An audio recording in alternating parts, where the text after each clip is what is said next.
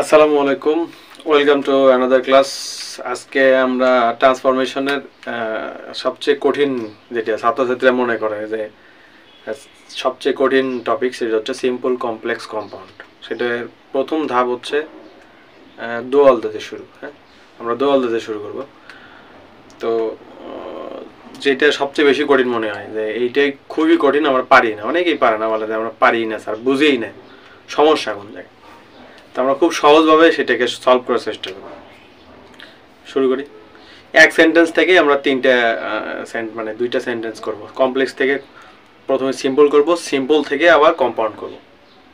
হ্যাঁ, তাহলে একটার থেকে সবগুলো হয়ে গেল। আবার যদি পরীক্ষা যদি থাকে কম্পাউন্ড থেকে কি বলো সিম্পল করো বা কম্পাউন্ড থেকে কমপ্লেক্স করো, একটা রুলস মানে একটার থেকে ট্রান্সফর্ম করব আমরা সবগুলোই, যদি সবগুলো ঠিক করতে পারি।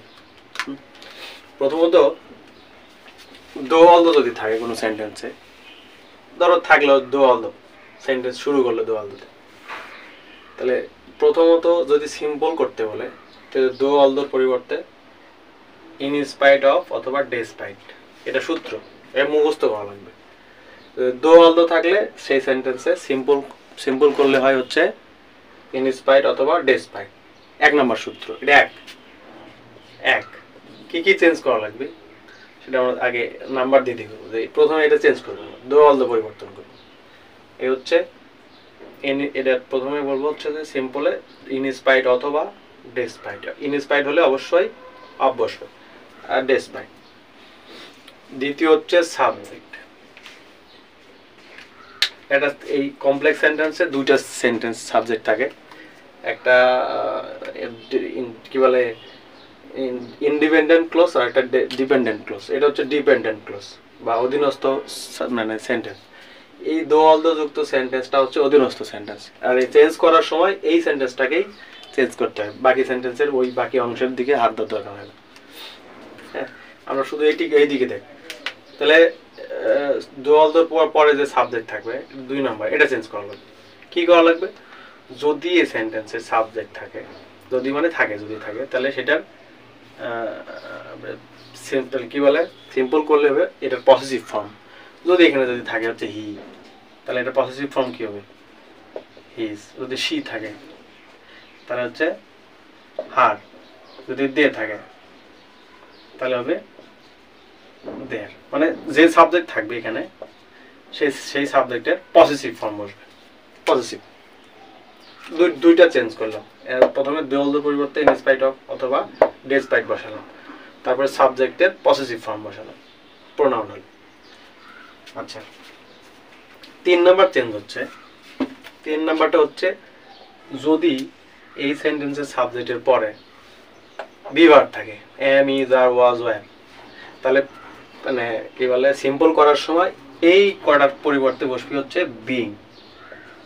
নাম্বার 3 নাম্বার চেঞ্জ, যদি am, is, are, was, were থাকে তাহলে হচ্ছে বিং বসবে, সোজা হিসাব বিং। আর যদি হ্যাভ, হ্যাজ, হ্যাড থাকে তাহলে হবে হচ্ছে হ্যাভিং, হ্যাভের সাথে আইএনজি, হ্যাভিং। আর যদি এই দুইটার কোনোটাই না থাকে, যদি ভার্ব থাকে, মেন ভার্ব থাকে, সিম্পল ভার্ব, তাহলে ভার্বের প্রেজেন্ট ফর্মের সাথে ভার্ব প্লাস আইএনজি হবে। তাহলে কয়টা চেঞ্জ করলাম? সাবজেক্ট দো অলদোর পরিবর্তে ইন স্পাইট, ডেসপাইট, দুটা মিলে, তারপরে সাবজেক্ট, তারপরে মানে ভার্ব চেঞ্জ করলাম। বি ভার্ব থাকলে বিং, হ্যাভ, হ্যাজ, হ্যাড থাকলে হ্যাভিং, আর মেন ভার্ব থাকলে ভার্বের সাথে আইএনজি। এটা হচ্ছে সিম্পল করবে, এটা হচ্ছে সূত্র। আচ্ছা, এই সেন্টেন্সগুলো এই সেন্টেন্সটা যদি কম্পাউন্ড করলে যদি কমপ্লেক্স থাকে তাহলে কমপ্লেক্স থেকে ম্যাক্সিমাম সেন্টেন্সে কমপ্লেক্স থেকে কম্পাউন্ড করতে বলে। এটা খুবই সহজ, দো অলদো তুলে দিয়ে মাঝখানে শুধু ভার্ব বসে দাও, শেষ। তাহলে এটা কম্পাউন্ড হয়ে যায়, আর কোনো কিছু করার দরকার হয় না। কমপ্লেক্স থেকে কম্পাউন্ড করতে খুবই সহজ, খালি মাঝখানে ভার্ব, মানে দো অলদো ইকুয়াল টু ভার্ব, আর বাকি সেন্টেন্সে আর সামনে পিছনে যা আছে খালি তুলে দিলে হয়ে গেল, ওটা সেন্টেন্স হয়ে যাবে, সমস্যা হয় না। আর যদি ইনস্পায়ার ডেসপাইট থাকে তাহলে সেটাকে আবার সেন্টেন্সটাকে সাজায় লেখা লাগবে। ইনস্পায়ার ডেসপাইট তুলে দেওয়া লাগবে, এই সাবজেক্টের মানে পসেসিভের সাবজেক্ট ফর্ম বসানো লাগবে, তারপরে ভার্ব বসবে। যদি বিং থাকে তাহলে বিং থাকলে এই সেন্টেন্সটার পরের সেন্টেন্সটা যদি পাস্ট টেন্স হয় তাহলে ওয়াজ ওয়্যার, আর যদি প্রেজেন্ট টেন্স হয় তাহলে এম ইজ আর। আর যদি হ্যাভিং থাকে তাহলে হ্যাভ হ্যাজ হ্যাড, প্রেজেন্ট হলে হ্যাভ হ্যাজ, আর পাস্ট হলে হ্যাড। আর যদি ভার্ব থাকে, তো যদি এই সেন্টেন্সটা যদি পাস্ট টেন্সে থাকে তাহলে এই সেন্টেন্সটাও ভার্বটাও পাস্ট ফর্ম হবে, আর মাঝখানে ভার্ব বসবে। এই হচ্ছে কমপ্লেক্স, সিম্পল, কম্পাউন্ড। হ্যাঁ, তাহলে এখন আমরা এক্সাম্পলে যাই, তাহলে বুঝতে সুবিধা হবে। হ্যাঁ, এক্সাম্পল দেখি।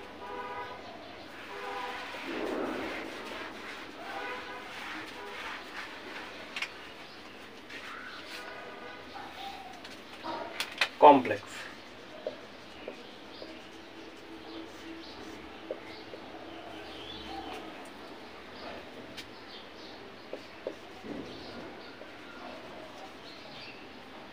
though he is poor, he is honest. though although subject verb, তারপরে বাকি অংশ, তারপরে কমা, তারপরে বাকি সেন্টেন্স। তাহলে এটাকে যদি আমরা সিম্পল করব, যদি সিম্পল করি, করবো আমরা সিম্পল। তাহলে সিম্পল করলে কি হবে? দো অলদোর পরিবর্তে বসবে হচ্ছে ইন স্পাইট অফ অথবা ডিসপাইট। আমরা ইন স্পাইট অফ বলে, ইন স্পাইট অফ। এক। দুই নম্বর হচ্ছে সাবজেক্ট, তাহলে এখানে সাবজেক্ট হি, তাহলে হির পজিটিভ ফর্ম হচ্ছে হিস। তারপরে হচ্ছে be verb am is are, তাহলে আমরা কি বলছিলাম সূত্র? Being. Am is are was were থাকলে হচ্ছে বিং। তারপরে পোর, তারপরে বাকি অংশ হি ইজ অনেস্ট। এটার কোনো চেঞ্জ নেই, যা আছে তাই। চেঞ্জ হচ্ছে শুধু এখানে, এখানে এম ইজ আর আছে বিদায় বিং লিখলাম। যদি হ্যাভ হ্যাজ আর থাকতো তো হ্যাভ হ্যাজ আর দিয়ে লিখি। আচ্ছা, এটাকে কম্পাউন্ড করি, আবার কম্পাউন্ড করে দেখাই তাহলে সুবিধা হবে। তাহলে এটা কম্পাউন্ড করি, CPOUND, কম্পাউন্ড। কম্পাউন্ড করলে কি হবে? তাহলে he is poor but he is honest. এটা এইভাবে লিখলেও হবে, এইভাবে লিখলেও হবে he is poor but honest. এটা তখনই এই হি ইজ তুলে দেওয়া যাবে যখনই এই সেন্টেন্সের সাবজেক্ট দুটো একই রকম, মানে আগের সাবজেক্ট এবং ভার্ব একই রকম। এই সেন্টেন্সের মানে এইটার সাবজেক্ট ভার্ব এক, এটারও সাবজেক্ট ভার্ব এক, তাহলে দুটো লেখার দরকার হয় না, বার্ড লিখে শুধু বাকি অংশটা লিখে দিলেই হয়। কিন্তু যদি এটা মানে কি বলে ভার্ব, এটার ভার্ব আলাদা হয় তাহলে অবশ্যই পুরোটাই তুলে দেওয়া লাগে। হ্যাঁ, আচ্ছা, আরেকটা ব্যাপার আছে, অনেকেই এটা এইভাবে না লিখে অনেকে লিখবে হচ্ছে যে in spite of his poverty, এই বিং তুলে দিয়ে মানে অনেকেই এখানে প্রভার্টি লিখবে। প্রভার্টি যদি কেউ পরের প্রভার্টি লাগে, মানে যদি কি বলে বি ভার্ব থাকে তাহলে বি ভার্ব তুলে দেওয়া যায়, দিয়ে মানে পরের মানে অ্যাডজেক্টিভের নাউন ফর্ম করা যায়, তুলে দিয়ে করলে করতে পারে কেউ, সমস্যা নেই। কিন্তু অনেকেই মানে অনেকেই এই অ্যাডজেক্টিভের নাউন ফর্ম জানে না, করতে পারে না, ঝামেলা নেওয়ার দরকার নাই। তো এই হচ্ছে কমপ্লেক্স, সিম্পল, কম্পাউন্ড। তাহলে আমরা এবার করলাম হচ্ছে বি ভার্ব দিয়ে এক্সাম্পল, এবার করবো হচ্ছে যে হ্যাভ হ্যাজ হ্যাড দিয়ে।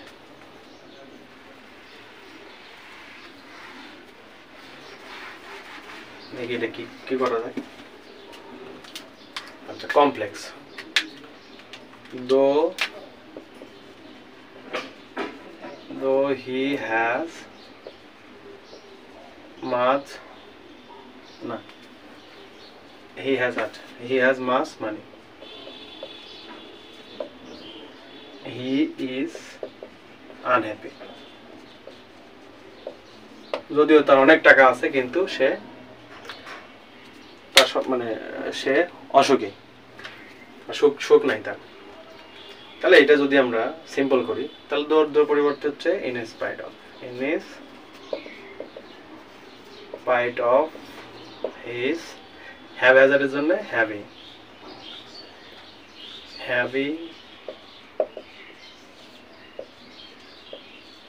much money he is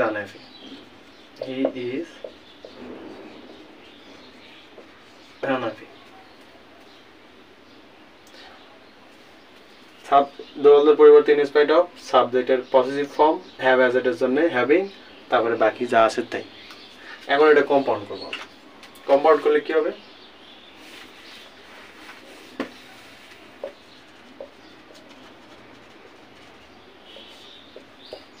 compound করলে আগে সাবজেক্ট বসাও।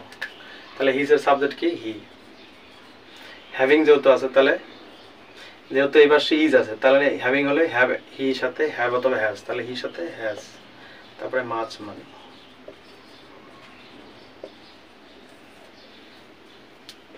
But he is unhappy. এখানে হি সাবজেক্ট কিন্তু এই যে হেল্পিং ভার্ব আলাদা বা ভার্ব আলাদা, এই জন্য বাট লেখে আনহ্যাপি লেখা যাবে, কারণ এখানে হ্যাজ আছে এখানে ইজ আছে, লেখা যাবে না বা লেখার দরকারও নেই। তাহলে মাঝখানে বাট বসে দিলেই হবে। তার মানে কি দো অলদো থাকলে কম্পাউন্ডে বাট হয়। এটা মাথার মধ্যে সেট করা লাগবে যে দো অলদো সমান হচ্ছে দো অলদোস কমপ্লেক্স, ইনস্পায়ার্ড ডিসপায়ার্ড হচ্ছে সিম্পল, আর বাট হচ্ছে কম্পাউন্ড। আচ্ছা, এটা এবারে হ্যাজ দিয়ে করলাম, এবার মেন ভার্ব দিয়ে করলাম। ভার্ব দিয়ে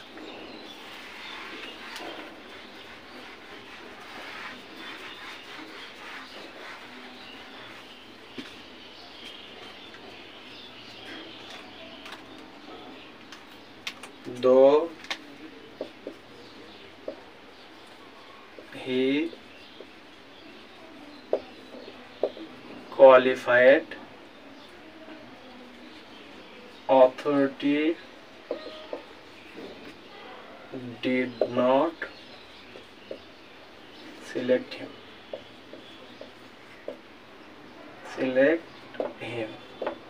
যদিও সে কোয়ালিফাইড ছিল কর্তৃপক্ষ তাকে সিলেক্ট করলো না। তাহলে এই সেন্টেন্সে ভার্ব আছে, এখানে হ্যাভ হ্যাজ বা কি বলে হ্যাভ হ্যাজ না হ্যাড নাই বা মেন ভার্ব না বি ভার্বও নাই। তাহলে সিম্পল করার সময় দো অলদো পরিবর্তে কি লিখবো? ইন স্পাইট অফ বা অথবা ডিসপাইট লিখলে হবে। He is qualifying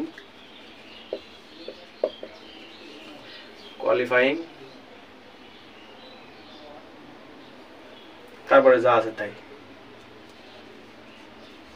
authority did not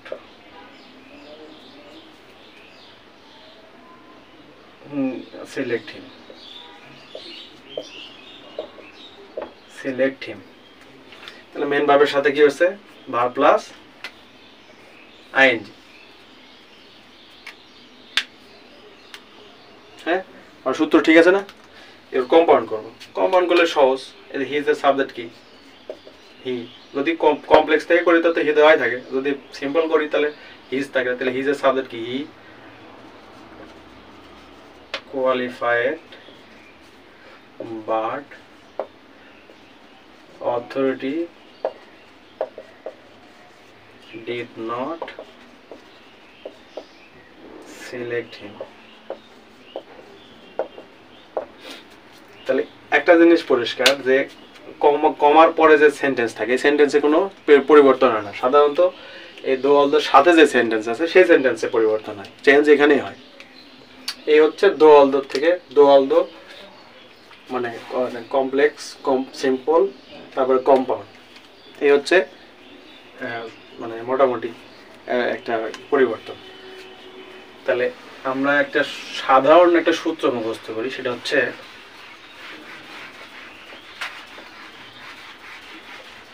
এই সূত্রকে মুখস্থ রাখলে তার আর ভুল হবে না। কমপ্লেক্স হচ্ছে